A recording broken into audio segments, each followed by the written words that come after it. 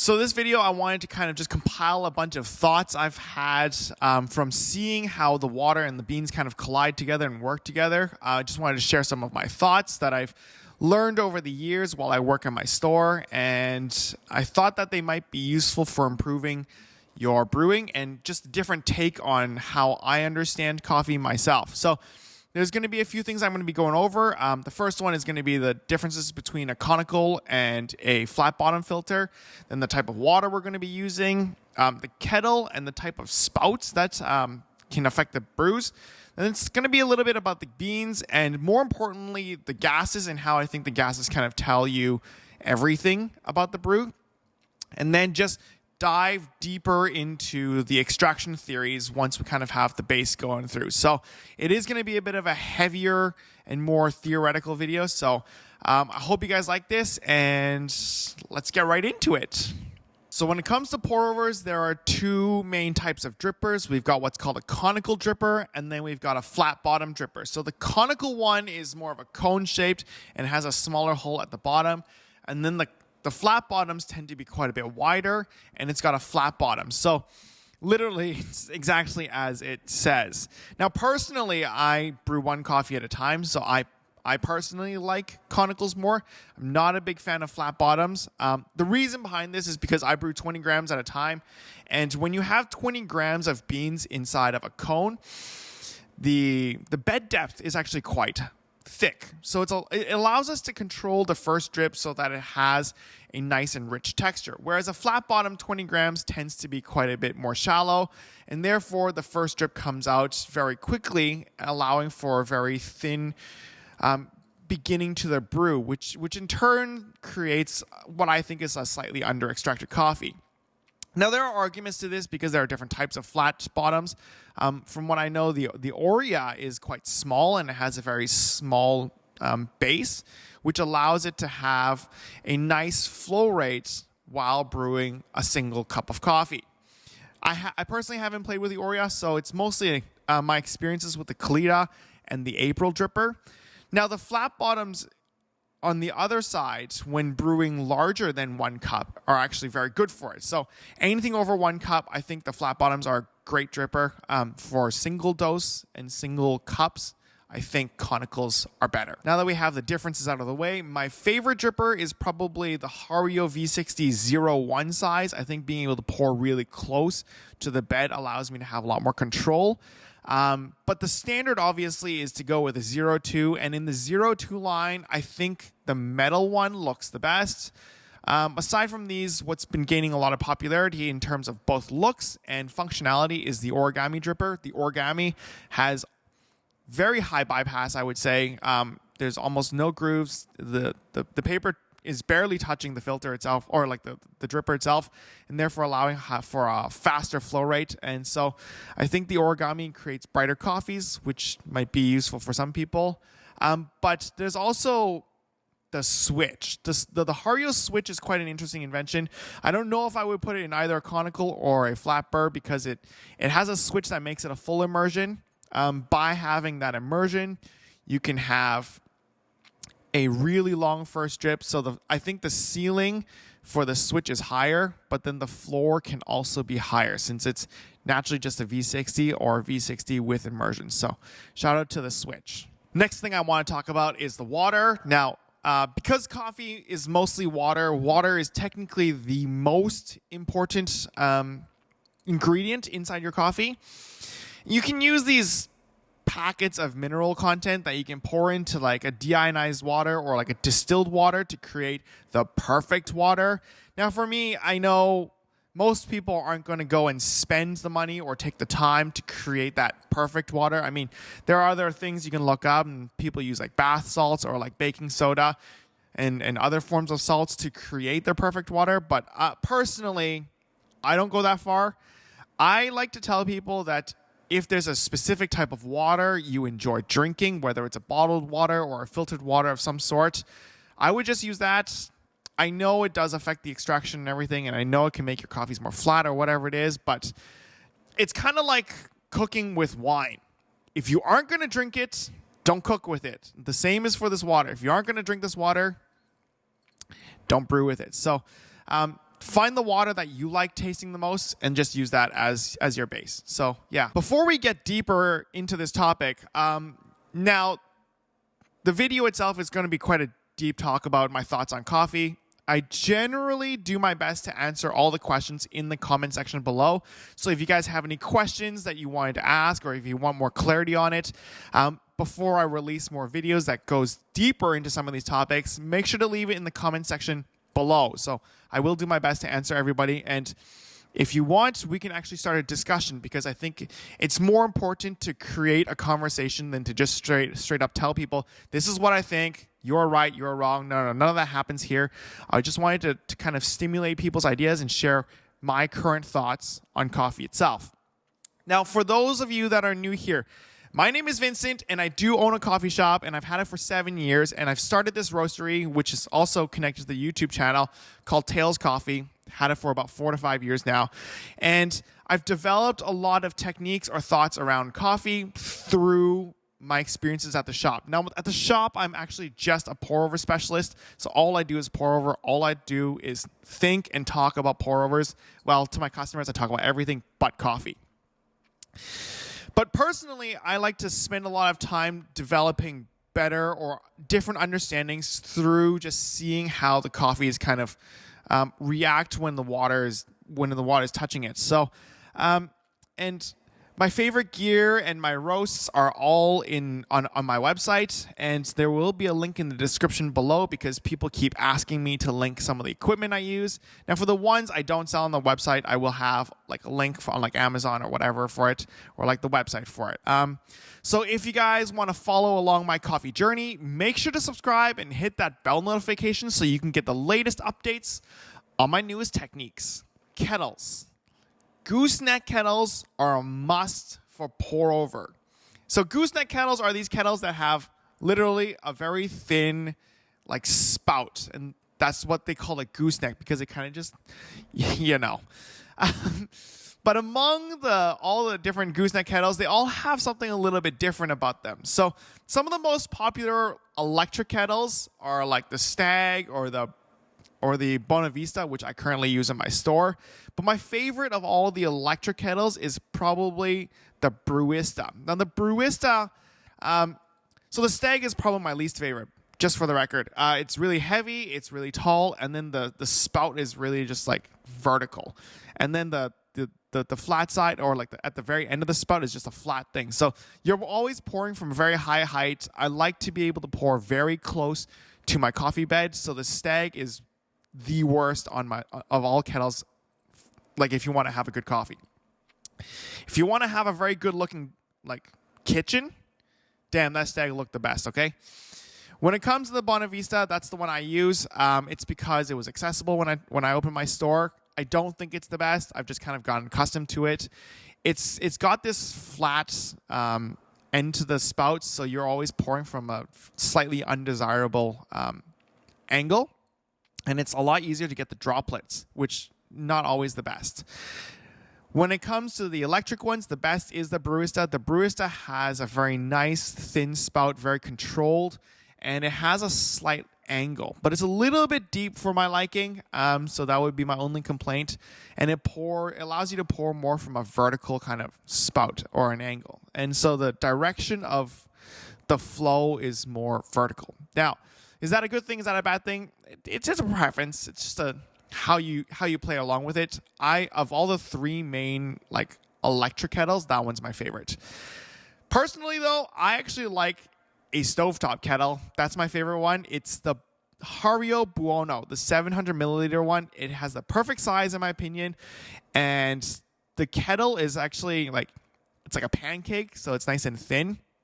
And then the spout itself is quite long, so it extends forward quite a bit and it has a slight divot towards the end. And that allows you to have one of the most controlled and probably the best angled pours. Now, on the contrary, because it is a stovetop, it's really light, but it's hard to control the temperature inside of there. So you can get a thermometer addition added on, or you could be like me and not really care too much about the temperature. Well, anyways, let's get right into the temperature. Well, I made a blooper there. So this brings me to the topic of gases and beans. The higher the water temperature, the more gases you give off. But before we get into the issue of temperature, let's quickly talk about the gases and what it does. So the gases is actually CO2, and that's naturally in the coffee no matter what. So no matter what you try to do, you can't really get rid of it. I guess you could kind of pre-grind it, and let it sit for like 3 months. Then you'll have no flavor in your coffee. So I think that gases actually have great flavor. It's just how you control it during the brew that affects it. Because, in espresso, traditionally, if you say that it has to have good flavor, it has to have a crema. So no crema, no flavor. End of story, right? So the gases are good to have. But there are nuance when you are brewing coffees. When you're brewing coffees, the gases is almost like a barrier that prevents the water from actually touching the coffee grounds themselves. So you're not going to be able to extract it until you remove the gases. Now, this is not entirely true, but it does definitely prevent the water from extracting flavors. The gases being released are primarily based on 3 different factors. The first is the temperature of the water. The second is the speed at which you pour at. And the third is the type of bean you have. Now, the first 2 is more about the agitation. The higher the water temperature, the more agitation you get. And same with the pouring speed. The faster you pour, the more kind of clash you get, maybe the more agitation you're going to get. I actually think the speed, just especially at the beginning, if you pour really quickly, you're going to hit more coffee grinds than if you were to pour slower. And so if you were to think about it that way, the faster you pour, the lower you dig, and then you're going to be releasing more gases from the middle to the lower bottom end of the coffee, which allows your first drip to come out really quickly, and it's going to be super thin and flavorless. So I recommend pouring a little bit slower and then controlling the release of the gases from there.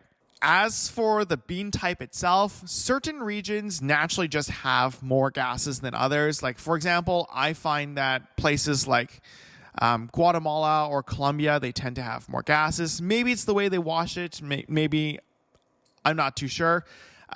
Maybe it's also because they have higher altitudes, or the ones I've brought in are higher altitudes. I've noticed higher altitudes tend to have more gases being given off, and then lower altitude ones, they tend to sink rather quickly. So places like Brazil, the beans sink very quickly. They give off less gases naturally. And then there's like naturals. I also find they tend to give off more gases, and then washed tend to have less. Pulp naturals kind of in the middle, and same with honeys. Honeys actually, some of them, like the darker the honey, the more gases it gives off. So I'm not sure exactly how it goes. It's just kind of by experience, but these are some things I've noticed. And also, the lighter the roast, the less gases it gives off. And then the darker the roast, the more gases it gives off. Now, that's only comparable when you're talking about the same bean, but in general, darker coffees give off a lot more gases, yeah. The heavy stuff is about to begin. So this leads me into my extraction theories. Now, I actually think brewing coffee is all about controlling the gases. When the gases are too uneven, or they're large, or they're too small, you probably have too hot of a water. Or the grind size is probably too coarse, and the disturbance in the CO2 is just not distributing evenly.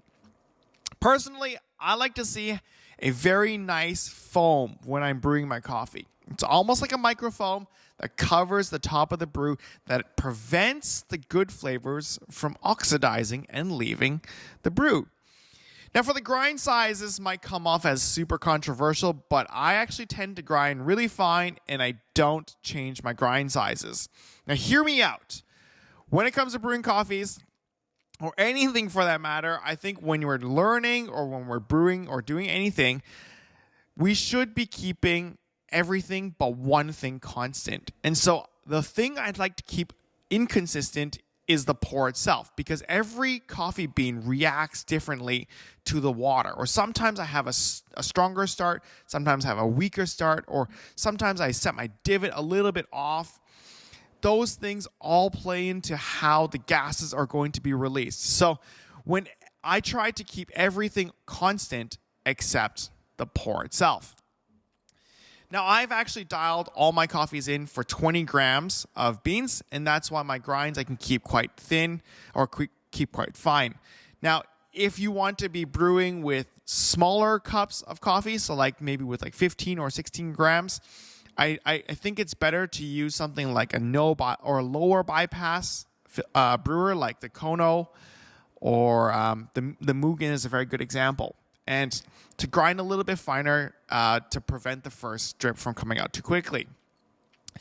On the flip side, if you have slightly larger grinds, if you're brewing a larger batch of coffee, you can use a slightly coarser grind setting. That's because it takes longer for the flow rate is consistent. So the maximum amount of water that can be flowing out of the dripper is based on the hole at the bottom. And if the flow rate is consistent, then time would be it would change because the more water you have, the longer it would flow out. So if time is a form of agitation, then you would need to have a coarser grind because your time is longer. So yeah, that's kind of like the math behind it. As for the rule of my brewing, I tend to stick to the single pour. I don't like to deviate to other methods, though I do actually practice with other methods to make sure that, what I am saying is consistent to what I'm thinking and that I'm not ignorant of all the other methods out there. So I do play around with all the other methods that I've seen online, even though I don't watch too many. A lot of you guys send videos or like clips to me that I should try out. So thank you guys for all of the inspirations. I do play around with a lot of techniques just to make sure I dial in correctly. But I still tend to stick to the single pour. I find it the most consistent and it has the best texture for my liking. Now, when it comes to brewing itself, let's talk quickly from the beginning to the end of the brew. At the beginning, I personally like to have a stronger coffee. So my first drip, I like to have coming out quite late. This is because for it to be a strong coffee, it has to be strong from the first drip. So there are a couple things you can do to it. Sometimes I tap my grinds a little bit tighter. But generally, the trick is to pour slower at the beginning. You can even use a droplet pour if you wanted to have more agitation because certain beans give off more gases. But I'll probably do an even more in-depth video into talking about the droplet pour technique itself. But I do start as slow and as low as possible. That's why I don't like to use big kettles. And I like to use the pancake kettle from the Hario because it allows me to get right up to the grinds. And this allows the water to slowly kind of drip from top to bottom, just opening up all the grinds and taking as long as possible for the first drip to come out. Now, as you release the grinds a little bit more gently, you don't get a lot of the bitters, even if you use a higher water temperature. And the longer you stay in the middle, the longer it's going to take for the first drip to come out.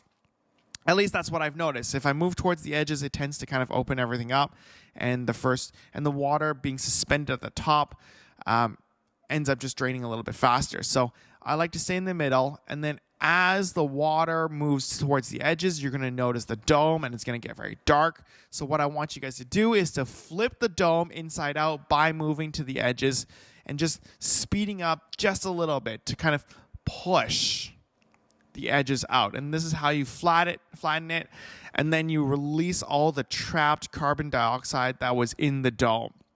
And then from here, I like to stay in the middle because I like to wait for all the floating grinds to come out. Personally speaking, I think that if the grinds haven't sank to the bottom, the coffee hasn't been extracted from. I try to get my water line and my grinds to sink at a relatively similar rate, and that's how I have my clearest cup. But if I wanted to have a slightly higher extraction, I would pour really, really slowly and let the grind sink a little bit faster than the water filling up. This allows me to have a slightly higher extraction. So let's talk about pouring slow versus fast quickly. Pouring slower allows you to have less water inside the dripper. When you have less water inside the dripper, there's going to be more hydro pressure on each particles. Now, with a single pour, because I suspend all the grinds inside the dripper, I maximize the surface area between the water and the grinds. That's how I have such a high extraction with my pouring technique. And when you pour slow, you actually have more time to attack the grinds that are floating up. So whatever's floating up, if you keep it really slow from beginning to end, you're going to notice that it clogs closer towards the end. And so my general recommendation is once you've kind of opened it up and flipped the dome inside out, if you stay in the middle, there are going to be grinds that are floating up. And as the grinds float up, you're going to notice that the middle is starting to open up wider and wider with a more kind of clear color. And from there, you want to speed up because you know you're almost done sinking everything at the top. So you want to speed up and just get to your desired ratio before it fully sinks. And then you just let it drain. So I think that the rule that I like to tell people is I like to have a late first drip. I like to suspend my coffee grind so I maximize the water and the surface area of the beans. And then I like to make sure all the grinds have sank to the bottom. Sinking to the bottom shows that we fully extracted it. At the end of the brew, you don't want large grinds on the edges. Now, to finish everything off, I do like to do a stir. I think the stir just kind of conveniently mixes everything together to make sure the last little bit is fully extracted. I kind of envision the stir as like squeezing a tea bag. You just kind of got to do it. So now to answer the question of why don't bloom or why don't swirl. The bloom itself, well, it's not a terrible thing. I think it's great for especially like darker coffees. I just think that right now we're able to control the gases a little bit better because we tend to be on the lighter side of the roasts. For darker coffees, because they give off so much gases, it probably is best to bloom anyways. When you have a lot more gases, blooming itself is a great technique.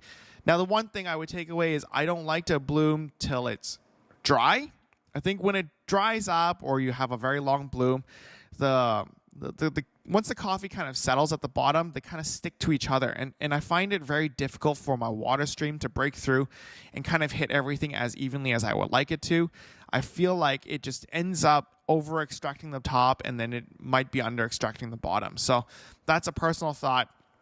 The other reason why I don't like blooming is because if you don't do it well, you tend to clog. So by doing it well, I think it's just you fill up enough so that the dome kind of cracks and it opens up. And then you give it some time to settle up and let the water drain. And then your next pour itself is aimed to break it open so that the gases that's stuck inside the puck can be released. I think it's more important to maybe flip the dome inside out before you finish the bloom or before you let it bloom. But I think most people like to stay in the middle and they don't like to let the water move and crack the crust too much. So I personally don't like to bloom really unless I'm working with a darker coffee. Now, another reason why I don't bloom is because they tend to cause clogging. Clogging is when the grinds kind of sit at the bottom and the water has nowhere to go, so it just kind of sits on top of the beans. This is when everything sinks and the water is stuck up there. When it clogs, the water tends to run through the paper filter. So that's called channeling. Channeling means you don't actually absorb a lot of coffee flavors because it's moving past the filter. I have a video where the switch proves that. Maybe I'll probably do another video of it soon so you guys can kind of see us. But for the time being, you can take my word for it. But realistically, when it clogs, the water struggles to move through. It's kind of like lightning. Lightning wants to move where it strikes where it's easiest for it to be grounded. And the water's the same. It kind of wants to pass through wherever the resistance is the least. And if the paper is offering less resistance because it's clogged at the bottom, the water will move through the paper. Now, that brings me to the topic of the swirl itself. I think the swirl, I personally just don't like the swirl. A great way to increase channeling is by swirling, because if you're done most of your brew and then you do a swirl, you're going to notice that the fines get kind of pulled back into the middle. And so when you clog up the middle, sure, it seems like you're going to have a higher extraction or whatever, but you're probably over extracting the microfines that are at the top or the beans at the top. And then the water, is just going to have more room to move through the sides. So if you're going to look, if you do a swirl and you have that flat bed, which is great, the sides are going to be very clean. And when the sides are very clean, the water just tends to bypass through. So it's going to be very channeled. And I just don't want to wait for my coffee. It gets cold, it takes longer, and I think it has a worse extraction. Now, another thing to kind of explain why I also think swirling is bad. Your purpose was to create a more even extraction or distribution of pressure between the grinds. When you swirl, the water or the grinds on the edges, if you make a full circle or you do a turn, it just moves more distance than the grinds in the middle. So not only are you pulling more microfines in, you just have more agitation on the edge and less agitation in the middle. Now, you can tell me I'm wrong. I could be wrong. But I think the swirl is actually counterintuitive, and it is doing the exact opposite of what it is intended to do. Instead, I like to just have a better pouring technique, and then I like to stir. Stirring, you might think, creates a ton of agitation, but unlike the swirl, once you get the stir going, it's like a car cruising. You don't need a lot of energy to keep it cruising. And the stir itself continues to cruise, and the beans don't really sink to the bottom right away. And if you look at the finished brew, I actually spin the microfines to the edges. So I actually, by having the microfines on the edges, I believe my water is less likely to pass through there than through the granular grinds that I have in between it, which means I tend to have my water channeling less than if I were to swirl and then extracting the larger grinds that might be in the middle. So you have less extraction on the microfines that are probably fully extracted, and that's why it's clogging up the filter.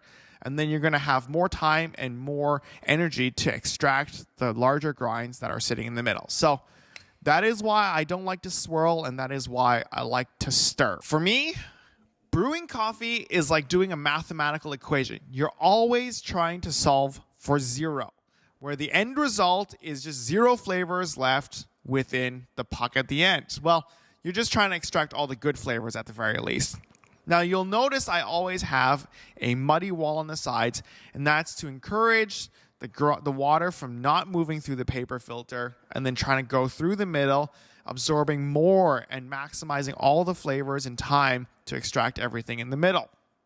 Now, when that happens, if I pour really slow, sometimes it'll get a little bit muddy, but generally it is quite granular. So these are some of the rules that I've kind of set for myself.